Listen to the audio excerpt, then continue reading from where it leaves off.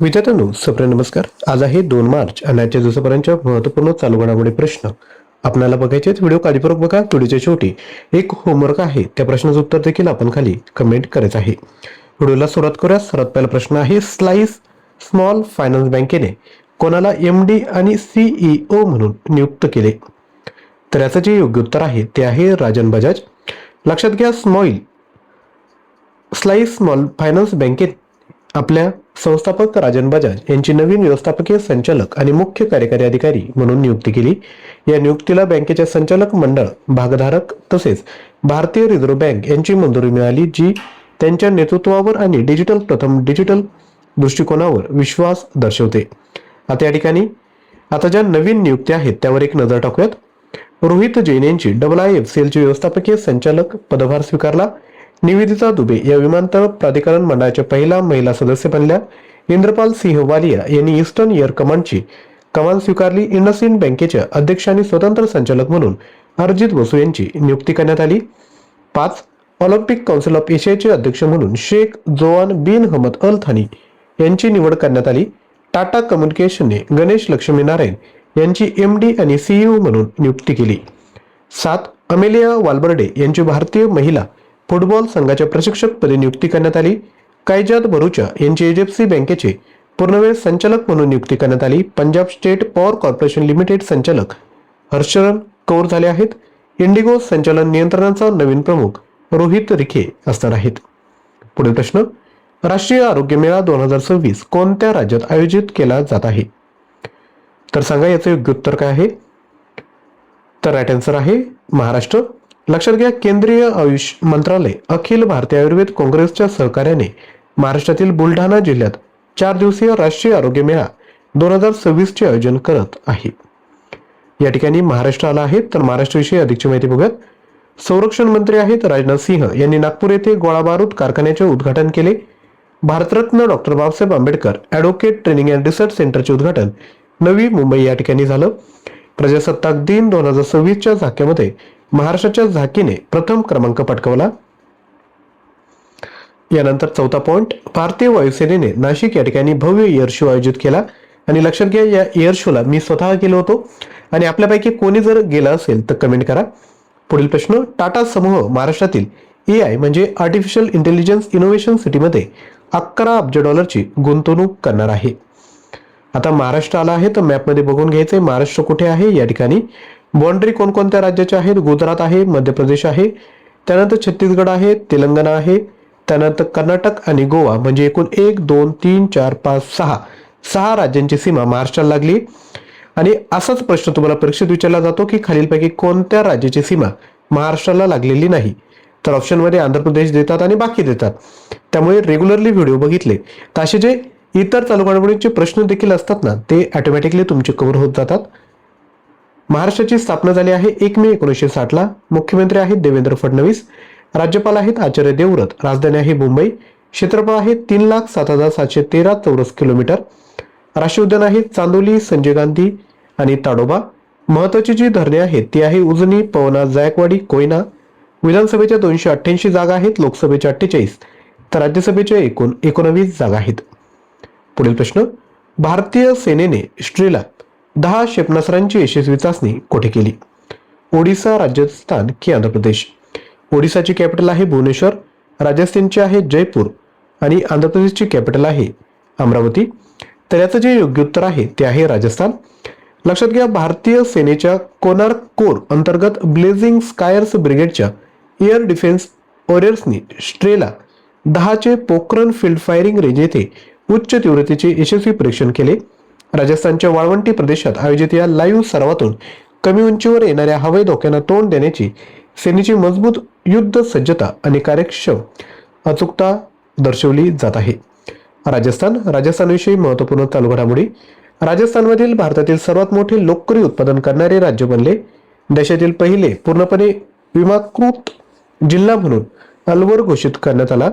81 वन्यजीव प्रजातींसह एक नवीन जैविक उद्यान राजस्थानच्या अलवर जिल्ह्यात विकसित करण्यात येणार आहे.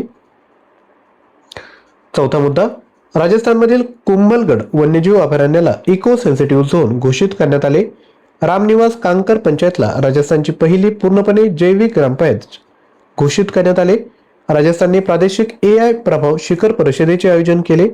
राजस्थानने वैद्यकीय शिक्षणासाठी स्वास्थ्य संवाद सुरू केला.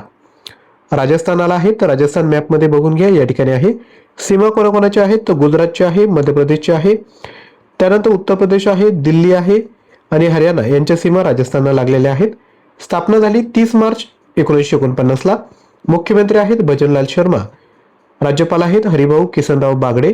राजधानी आहे जयपूर. जिल्हे आहेत 41. क्षेत्रफळ आहे 3,42,239 चौरस किलोमीटर. राष्ट्रीय उद्यान जे आहे ते आहे मुकुंद्रा हिल्स, रणथंबोर आणि सरिस्का.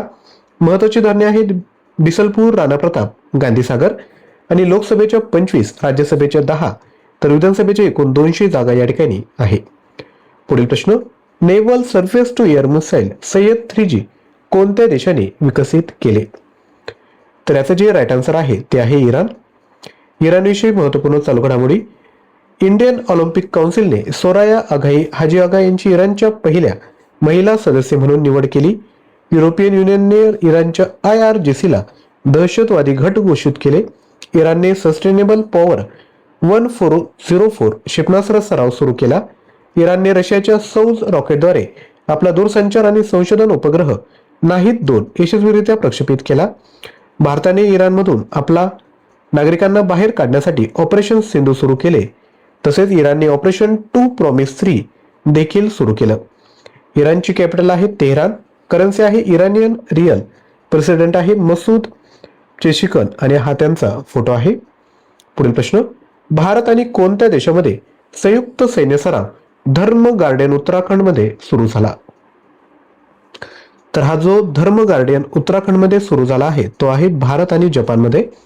भारत जपान संयुक्त सैन्य सराव धर्म गार्डियनची 7वी आवृत्ती उत्तराखंडातील चोबटिया येथील फॉरेन ट्रेडिंग नोडलमध्ये सुरू झाले आहे. हा सराव 24 फेब्रुवारी ते 9 मार्च 2026 दरम्यान आयोजित केला जाणार आहे.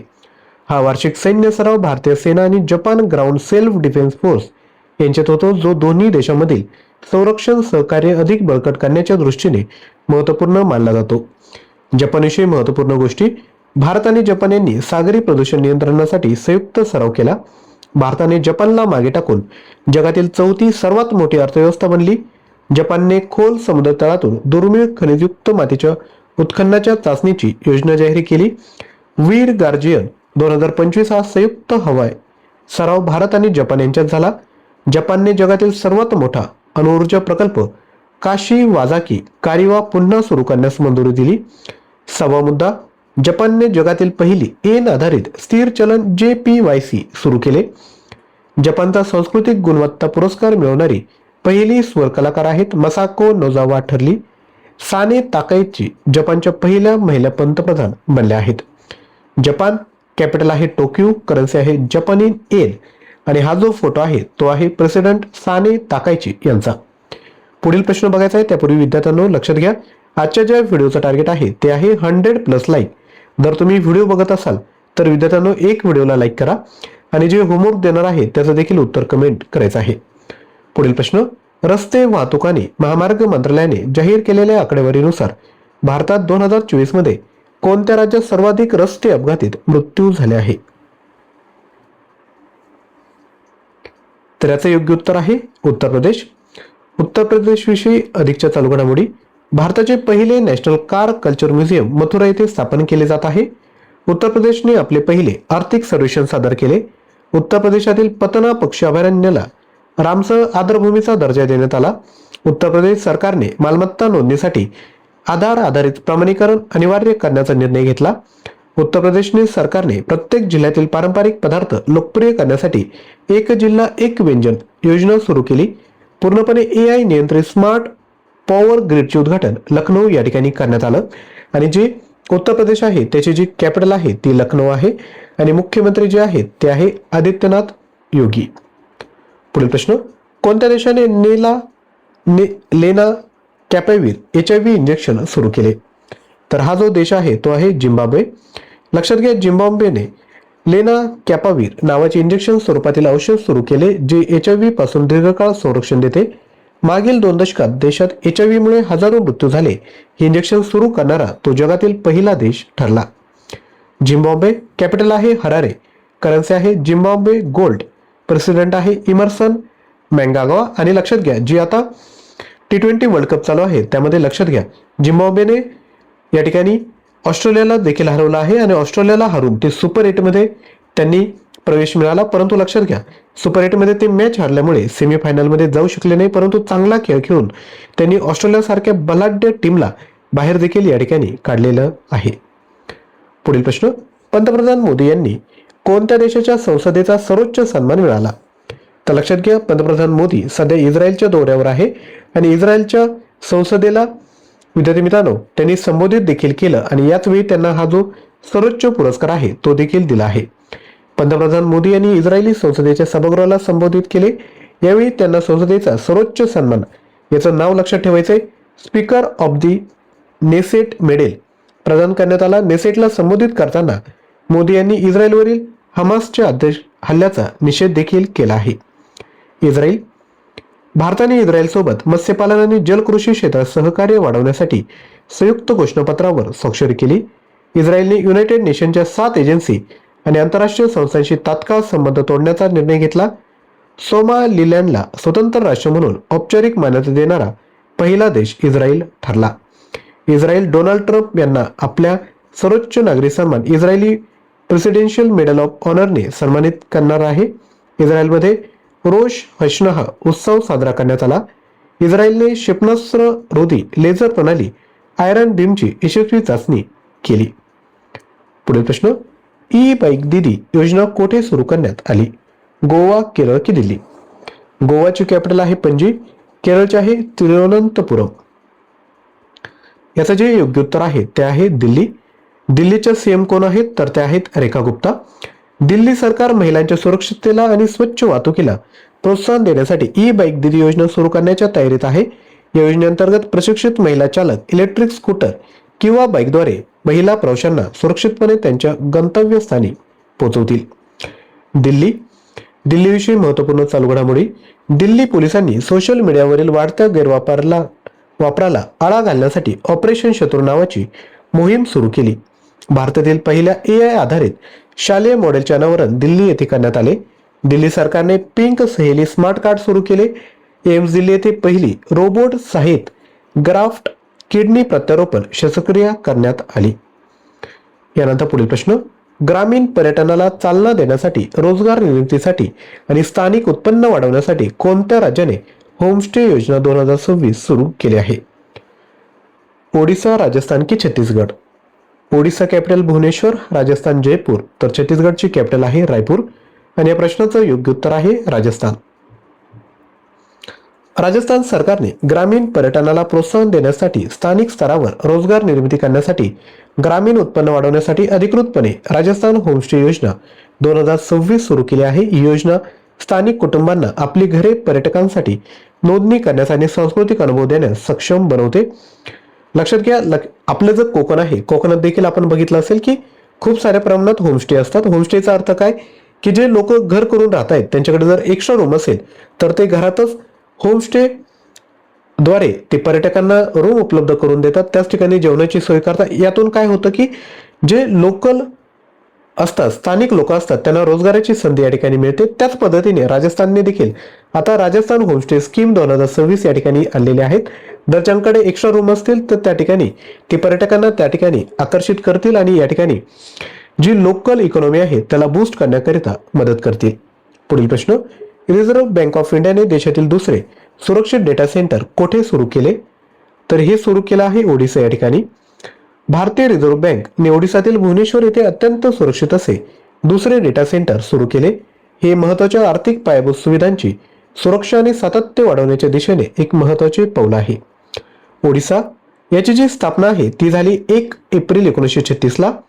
मुख्यमंत्री आहेत मोहन चरण मांझी, राज्यपाल आहेत हरिबाबू कंबापती, राजधानी आहे भुवनेश्वर, राष्ट्रीय उद्यान आहेत भितरकनिका, सिमलीपाल आणि नंदनकन. महत्वाची धरणे आहेत हिराकूड, मंदिरा, काला आणि इंद्रावती. विधानसभेचे 147 जागा आहेत, लोकसभेचे 21, तर राज्यसभेचे एकूण 10 जागा आहेत. यानंतर तुमच्यासाठी कालच्या व्हिडिओतील जो प्रश्न होता ऑल इंडिया मॅनेजमेंट असोसिएशनचा बिझनेस लीडर पुरस्कार कोणी जिंकला?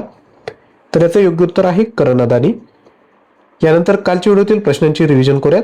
एशिया इकॉनॉमिक डायलॉग 2026 चा 7वा संस्करण कोणत्या शहरात आयोजित केला जाणार आहे? तर हा आयोजित केला जाईल पुणे या ठिकाणी. USA इंडिया स्ट्रॅटेजिक पार्टनरशिप फोरमद्वारे आयोजित टुरिझम लीडरशिप समिट 2026 चे उद्घाटन कोठे करण्यात आले? नवी दिल्ली या ठिकाणी. अलीकडेच कोणाला नीती आयोगाच्या मुख्य कार्यकारी अधिकारी पदाचा अतिरिक्त कार्यभार देण्यात आला? निधी चिब्बर यांना. अलीकडेच बंगू हा चित्रपट कोणत्या राज्याशी संबंधित आहे ज्याने बाफ्टा पुरस्कार 2026 मध्ये सर्वोत्कृष्ट बाल व कुटुंब चित्रपट पुरस्कार जिंकला? मणिपूर.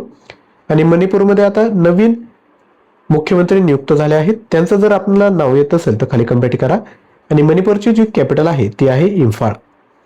पुढील प्रश्न. रॉब जेटन कोणत्या देशाचे सर्वात तरुण पंतप्रधान झाले?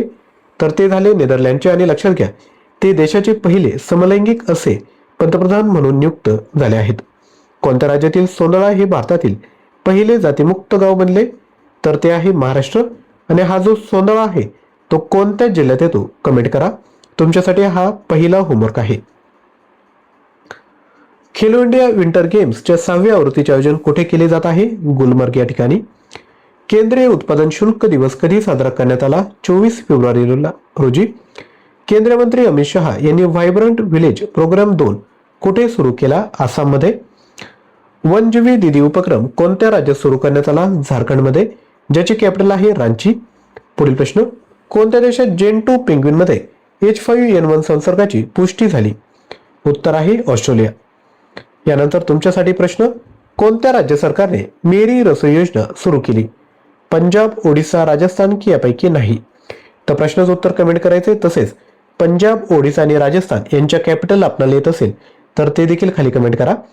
आजचा नॉलेज बुस्टर आहे SCO म्हणजे शांघाय सहकार्य संघटना. याची स्थापना झाली 15 जून 2001 मध्ये. मुख्यालय आहे बीजिंग, चीन या ठिकाणी. सदस्य आहे 10 देश.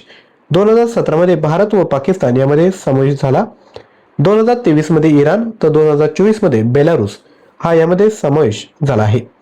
चालू घडामोडी मटेरियल पाहिजे असेल 5000 प्रश्न 150+ ऑनलाईन टेस्ट फक्त 160 रुपयामध्ये घेऊ शकता. याकरिता New20 कुपन कोड यूज करायचा आहे. याकरिता ऍप्लिकेशन डाउनलोड करा आणि हा कोर्स परचेस करा. लिंक डिस्क्रिप्शन बॉक्समध्ये दिली. व्हिडिओला लाईक केलं नसेल तर लाईक करा.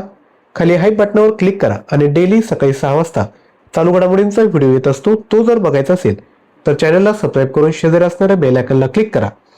दैनंदिन चालू घडामोडी क्विज सॉल्व्ह करायची असेल तर daily current affair WhatsApp channel आहे, त्याला देखील जॉईन करू शकता. याकरिता QR कोड स्कॅन करा किंवा डिस्क्रिप्शन बॉक्समध्ये लिंक दिली आहे. थँक्यू.